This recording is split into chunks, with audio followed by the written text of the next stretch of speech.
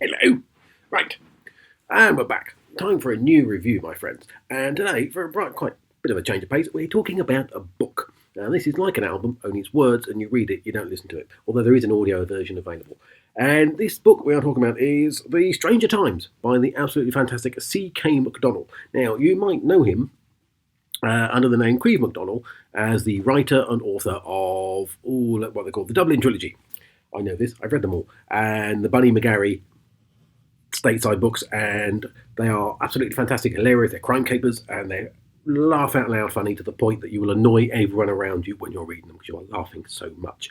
So he's taken a bit of a change of pace, as old CK, as he's now known, and he has gone with a Fortean Times kind of feel. It was kind of what he was aiming for.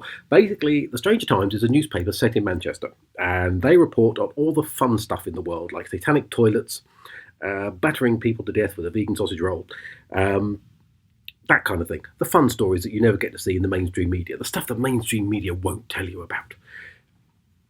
And in The Stranger Times, we have the main character. Actually, no, it's not really the main character because there's lots of main characters. We have the main character, Hannah. Contradicted myself. I'm paying attention. We have Hannah, who has arrived in Manchester looking for a job, and she gets a job on the newspaper, The Stranger Times. And there she meets all the other people who run the newspaper.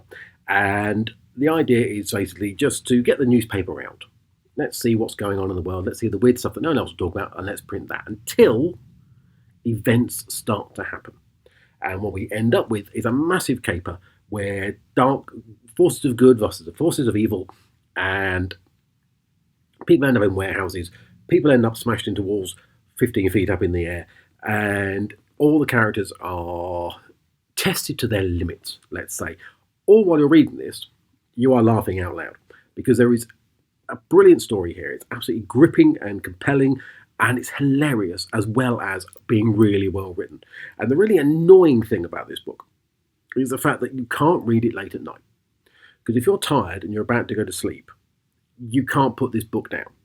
It needs to come with a health warning. You need to clear 3 days in your schedule and then just hammer it because you will not want to stop. Every time you get to the end of a chapter, you want to know what happens next. You cannot put this bastard down.